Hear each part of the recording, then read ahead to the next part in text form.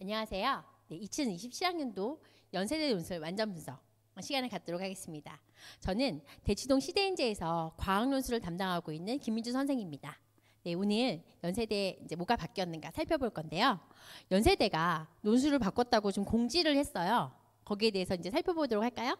네, 일단 수학 중심의 논술에서 과학 융합형으로 바뀌었다라는 거 하고 2022학년도 개정 교육을 반영했다라는 거 하고 어떻게 바꿀 것인가, 그리고 지금 우리가 어떻게 대비할 것인가에 대해서 저희 연구실의 문제를 이제 한번 예측해보고 이를 어떻게 대비할지 이를 다 살펴보도록 하겠습니다.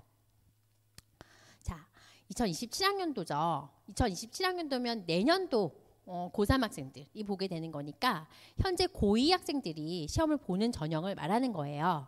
자, 그래서 2027학년도에 연세대가 입학이 바뀌었는데 여기에 중요한 점은 수학 중심의 논술에서 과학 제시문을 포함한 융합형 서논술형이다 라는 점이에요. 즉 그래서 일단 과학 제시문이 나온다라는 거 하나하고 융합형이다 라는 점에서 과목의 분리가 없다 라는 점, 그 다음에 서논술형이다 라는 점에서 서술을 한다 라는 점이 달라졌어요. 그래서 이는 복잡한 현실 문제를 다각도로 여러 가지 과목을 다 적용해서 다룬다는 그런 능력을 본다는 거죠.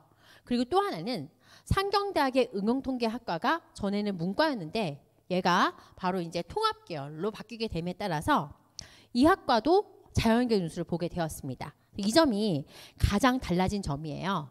자, 그래서 요거를 가지고 또 보게 되면은 그 다음에 또 하나가 치대가 논술이 폐지가 되었죠. 그래서 이제 올해까지는 보는데 내년부터는 치대가 논술을 안 보게 되고요. 그렇다면 의치 한약학을 지원한 학생들 중에서는 연대 약대를 또 볼 수가 있잖아요. 그래서 약대가 경쟁률이 굉장히 높아질 것으로 예측이 됩니다. 그래서 이제 약대가 높아질 수 있고 이 과정을 보다 보면은 의대하고 치대가 순차적으로 폐지를 했어요. 그래서 이 점에서 좀 달라졌다라는 거 하고 볼 수가 있고, 그러면 왜 바뀌는가? 제가 이제 너무 궁금해서 학교에 전화를 해봤어요. 입학처에 전화를 해봤더니 학교에서는 가장 중요한 게 융합형 인재를 선발할 필요성을 느꼈다라는 거예요. 즉 뭐냐, 바뀌었죠 세상이. 자, 코로나 이전과 이후로 굉장히 많이 바뀌었는데 기본적으로 2022학년도에 문이과가 통합교육을 해야 된다라는 쪽으로 많이 기조가 바뀌었습니다. 그래서 지금 얘네들 다음 학년부터는 통합사회와 통합과학을 시험을 보게 되었잖아요. 그래서 통합교육이 중요하게 되었고, 그리고 또 하나는 우리가 단순히 과목을 공부하는 것이 아니라 탐구적 사고력이 굉장히 중시가 되었다라는 점이에요. 그래서 어떤 문제를 해결하는 데 있어서 탐구적인 사고를 가지고 문제 해결을 해야 된다라는 점하고, 그다음 최근에 AI 디지털이나 미래사회가 달라졌는데 여기에 대해서 대응을 할 수 있는 인재가 필요하게 되었죠. 즉 인재상이 바뀌었어요. 이제는 단순히 공부를 잘하는 것, 열심히 하는 것이 문제가 아니라 미래사회에 어떻게 대처를 할 것인가, 여기에 대해서는 우리가 대응 능력을 가져야 하잖아요. 그러면 당연히 여러 가지 문제를 다 고려해가지고 해결할 수 있는 해결 능력이 필요하게 된 거죠.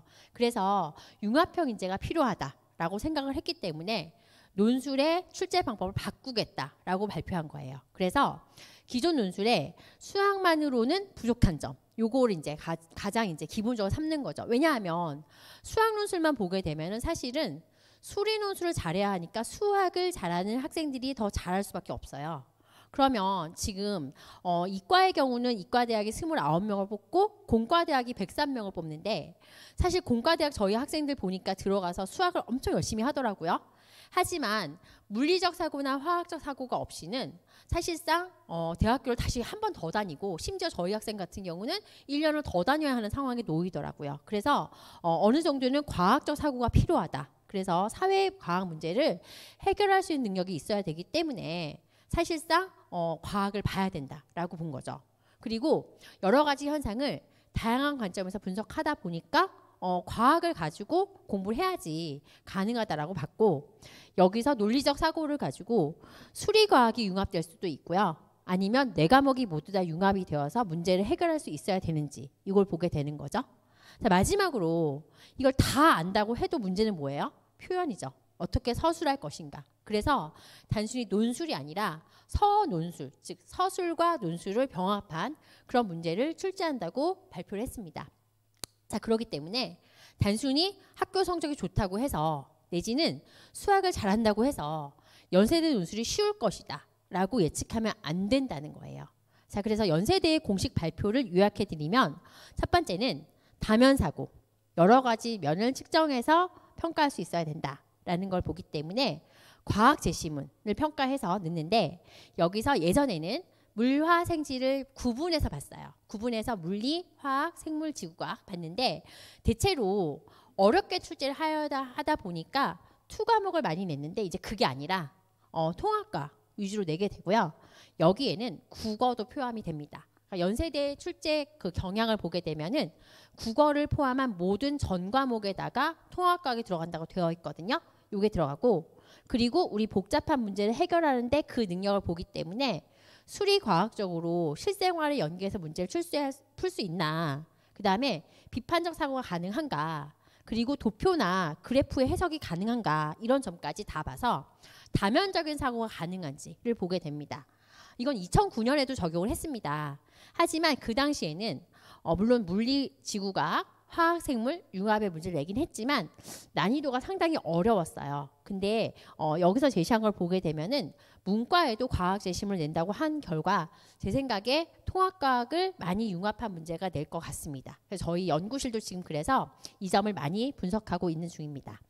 그 다음에 수리적 사고력의 비중이 축소한다고 되어 있죠. 그 전에는 굉장히 계산이 어렵고 특히 미적분이라든지 아니면 확통이라든지 계산이 어려운 문제를 많이 냈는데 이제는 계산의 문제를 줄이고 개념이나 실제 활용 능력, 그리고 그래프나 도표 이런 쪽을 많이 보게끔 출제가 될 것 같아요. 그래서 수리적 사고력의 비중이 축소하고 아무래도 시험 전체를 2시간 정도 보다 보니까 그 분량을 나눌 수밖에 없겠죠. 연세대가 예전에 120분 볼 때 배점을 50대 50으로 했었거든요. 그래서 문제가 아마도 그 1시간 정도 풀 수 있는 수량을 낼 것 같고 실제 전체 2시간이 되어서 수리와 과학을 융합할 가능성이 매우 높습니다. 자, 마지막으로 인문계에도 과학 제시문이 적용이 된다고 나왔어요. 즉 뭐냐면 단순히 자연계만 과학을 보는 것이 아니라 인문계도 과학 제시문을 많이 봐야 하죠. 자, 우리가 지금 기술이 발전하고 AI가 발전하는데 거기에 인문계가 빠질 수가 없잖아요. 그래서 통합적 사고력 내지는 과학기술, 윤리문제, 철학문제까지 또 과학적 의사소통 문제까지 살펴보기 때문에 인문계에도 과학 제시문은 출제가 됩니다.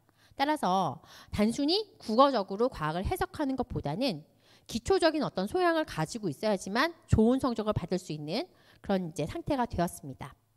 자, 그래서 저희 연구팀에서는 지금 현재 내년도 연세대 논술을 위해서 문제를 많이 개발을 하고 있습니다. 자, 그래서 일단 기본적으로 생활 기반. 왜냐하면 이제 적용해야 되잖아요. 그래서 일상생활 속의 과학 현상을 분석하고 어떻게 융합할 것인가. 이걸 많이 염두에 두고 있고 이것을 수리적으로 어떻게 모델링을 하면은 좀 더 문제를 잘 풀 수 있을까. 그리고 실제 학생들이 수학을 조금 약간 실력이 떨어지더라도 어떻게 적용하면 잘 받을 수 있을까. 요걸 연구하고요. 그 다음 특히 또 그래프나 자료를 많이 주고 있어요. 왜냐하면은 실제 현재 연세대도 면접에는 그래프나 자료를 많이 주고 있거든요. 그러니까 요것이 아마 적용이 될 것 같아요. 그러니까 대학교가 상당히 이제 문제 출제 유형을 보게 되면은 기존의 논술에 어려웠던 문제를 도표나 그래프로 단순화시켜서 면접에 보고 있거든요. 그래서 요 점이 좀 들어갈 것 같고 그 다음에 과학 개념이나 아니면 최근에 이슈가 되는 과학 개념 그리고 최근 노벨상을 받았던 거라든지 이런 예시들이 들어가서 얘를 가지고 어떻게 적용할 것인가 이런 데 출제가 될 것이라고 예상을 하고 있습니다. 그래서 저희들이 실제로 예상 문제를 만들어 봤는데요. 저 연구팀에서 이제 굉장히 유능한 여러 가지 연구팀들이 있어요. 연구원들이 있는데 그 연구원들이 각자 자기 분야에서 어떻게 융합을 만들 것인가를 많이 만들어 봤습니다. 첫 번째, 연세대는 기본적으로 제시문을 3개 정도 주고 있어요. 그래서 저희도 제시문 3개를 가지고 만들었는데 첫 번째 제시문은 항산화 물질의 산화 환원 그래프. 얘는 이제 화학이죠. 화학적이고 그 다음에 활성산소의 DNA 손상 경로. 얘는 이제 유전 파트죠. 연세대가 유전을 굉장히 좋아하거든요. 근데 기본적인 유전의 뭐 가계도나 이런 것이 아니라 DNA 그리고 DNA의 화학적 성질 이런 걸 많이 물어봤어요. 요거하고 그 다음에 최근에 암 요즘은 암이 굉장히 많이 발생되잖아요. 이것과 관련된 유전자의 통계, 그럼 수리죠. 그래가지고 이렇게 세 개를 줘가지고 융합을 하는 거예요. 그러면 여기서 핵심 개념은 산화환원, DNA, 돌연변이 이렇게 나올 수 있죠. 그럼 이렇게 나오면 문제가 여기서 이걸 적용해서 어떻게 해결할 것인가 이렇게 낼 수가 있는 거예요. 보통 문제가 기존의 과학이 세 문제가 나왔거든요. 이걸 가지고 문제를 만들 수가 있겠죠. 그리고 만약에 문제 3개 중에 하나 정도는 윤리적 문제까지 나올 수 있고 사회현상의 해석까지 나올 수 있기 때문에 이 제시문을 주고 만든다면은 과학적인 제시문을 가지고 사회윤리까지 적용할 수 있기 때문에 굉장히 좋은 유형이었습니다. 이렇게 개발을 했고요. 또 하나는 제시문 3개를 주고 물리학과 수학의 융합적 사고력, 최근에 막 충돌, 교통사고 이런 문제가 많잖아요. 실제 연세대에서는 이 문제를 가지고 운석의 충돌을 가지고 낸 적이 있었어요. 운석의 충돌이라든지 아니면 이 충돌을 어떻게 막을 것인가 해서 우리가 폭탄을 쏘자. 영화 아마겟돈에 나왔던 거죠. 그래서 실제 그걸 계산을 해가지고 문제를 푸는 거였어요. 근데 그 당시에 물리2를 적용했기 때문에 너무너무 어려웠거든요. 근데 지금은 그렇게 계산을 위주로 하지 않는 거니까 얘를 어떻게 해서 해결할 것인가 그 해결 방법을 보는 거예요. 그래서 실제로 이런 생각을 한 적이 있는가 하고 생각해보고 또 최근에 이런 문제가 많다 보니까 이걸 어떻게 해결할 거니? 라고 물어보는 거죠. 이거를 서술해야 돼요. 그러면 안 해본 학생들은 잘 못할 거 아니에요. 그래서 여기에 대해서 우리가 문제를 이제 구축해서 만들었습니다. 만들었고 또 저희 이제 연구팀에서 만든 것 중에 하나가 백신과 공중보건. 즉 요즘 백신 모르는 사람이 없죠. TV 광고에도 백신이 막 상품별로 나오고 있잖아요. 그래서 일단 제시문 A에서는 생명과학의 면역세포, 항체 생성 이런 문제를 제시문을 주고 그리고 뭐 기억세포 이런 거 줄 수 있죠. 그런 다음에 제시문 B에서는 사회 문제인 백신 개발의 윤리적 딜레마 여기에 우리 동물 실험 하잖아요. 이런 동물 실험의 필요성과 한계점이라든지 윤리적 평가 문제 그리고 제시문 C에서는 이 공중보건 정책 이런 걸 줘가지고 얘를 가지고 종합적인 문제를 낼 수가 있죠. 왜 백신을 만드는지 A를 기반으로 설명하여라.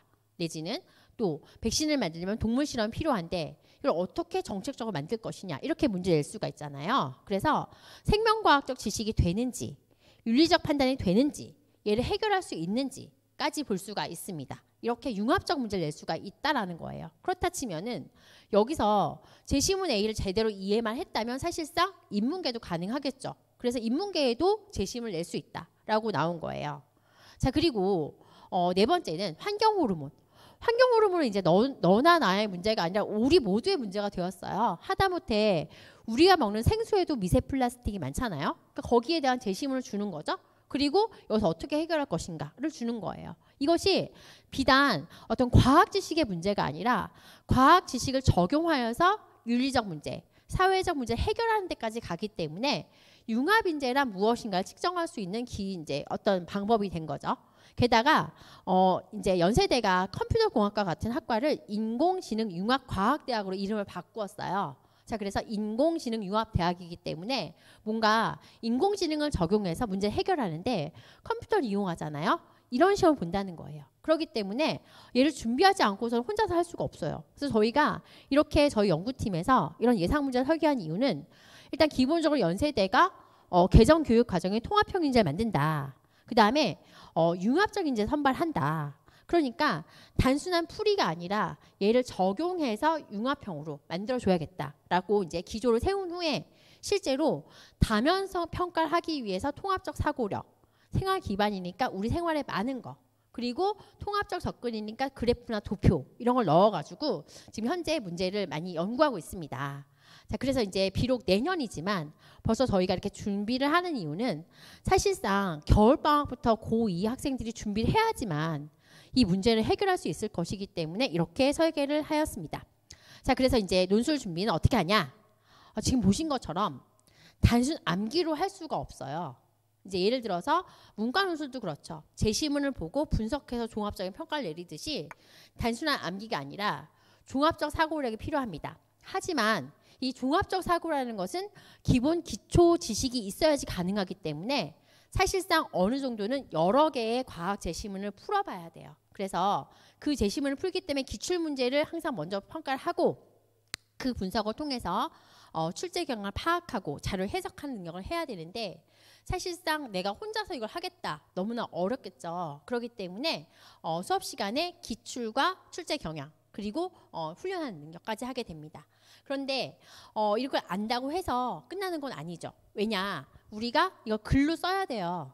컴퓨터 타자도 아니고 직접 손으로 써야 됩니다. 그렇기 때문에 얘를 논리 구성을 맞춘 다음에 답안을 작성해서 실제 내가 어떻게 결론을 낼 것인가까지 써야 되기 때문에 서논술이 굉장히 중요하게 됐어요. 그래서 얘가 이제 논리적으로 재구성하는 훈련을 하게 되고요. 이 훈련은 논리적 사고가 증가하기 때문에 실제 다음에 면접, 우리가 학생부 면접도 하게 되죠. 거기에도 적용이 됩니다. 그래서 실제 논술 문제가 우리가 생각하는 것처럼 논술만 해가지고 논술을 보겠다가 아니라 논술을 준비해서 학과 공부에서는 지식을 함양하는 반면에 논술로 통해서 논리적 사고를 기르는 훈련을 하게 되는 거예요. 그래서 논술은 지식을 묻는 것이 아니라 학생의 종합적인 생각을 묻는 것이기 때문에 바로 연세대 논술이 바꾼 거죠. 비록 통합과학 시험은 그 후년에 보지만 이런 인재가 당장 필요하다. 자, 우리 시대가 너무 빨리 바뀌기 때문에 그 변화에 발빠르게 지금 변화하고 있는 거예요. 그래서 연세대 논술은 융합적 사고의 시작점이 될 수 있기 때문에 여러분이 지금 준비하지 않으면 놓치게 됩니다. 왜냐? 논리적 사고는 적어도 6개월 이상의 훈련이 필요하기 때문에 단순히 문제를 외우는 것만 가지고 적용이 되지 않습니다. 자, 그래서 저희가 여러분 궁금하신 점이 많을 것 같아서 저희 이 자료는 저희 블로그에 올릴 거예요. 그래서 블로그를 참고해 주시고 블로그는 러브논술 네이버로 검색하시면 되고 카카오톡 채널에 김민주쌤 질문 전용으로 문의를 주시면 저희가 자세히 상담해 드리도록 하겠습니다. 오늘 이제 들어주셔서 감사드리고요. 연세대 논술 바뀌었어요. 준비하셔야죠. 네, 저희 이제 많은 지식을 통해서 여러분께 많은 문제를 드릴 것이니까 많이 참조해 주시길 바랍니다. 네, 감사합니다.